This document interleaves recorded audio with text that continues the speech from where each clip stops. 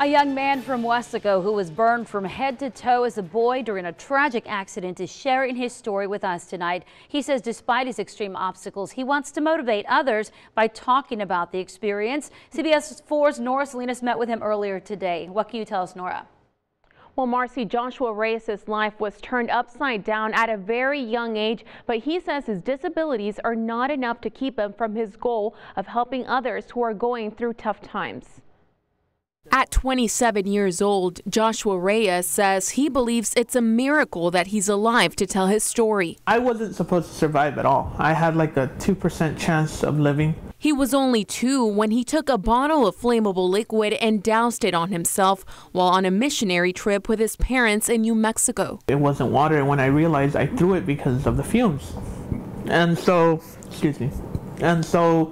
when that happened, it hit the water heater, right? I was throwing it with this hand. That's why I don't have a hand on this side anymore.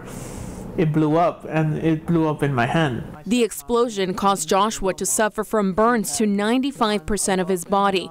In an effort to save him, his mother also suffered from severe burns, costing her her life. My mother had a few last words before she passed away. She said that I give my life in order for my son to be able to be a great speaker, a great preacher, a great minister, whatever it is. It was those last words that have inspired Joshua to tell his story to the world and become a motivational speaker with the help of his father. We've been through all this, so my son, he's a boy that has a lot of guts.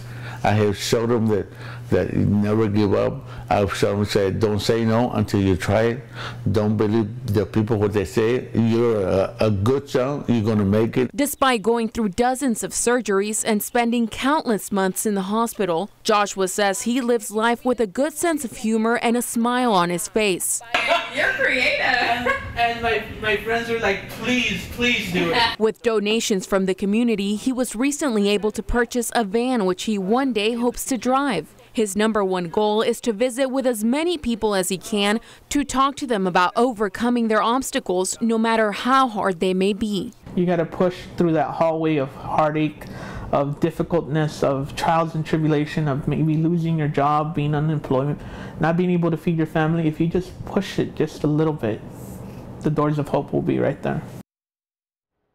Joshua tells me that he hopes to one day in the near future be able to speak at public schools here in the Valley to talk to children and motivate them with his story.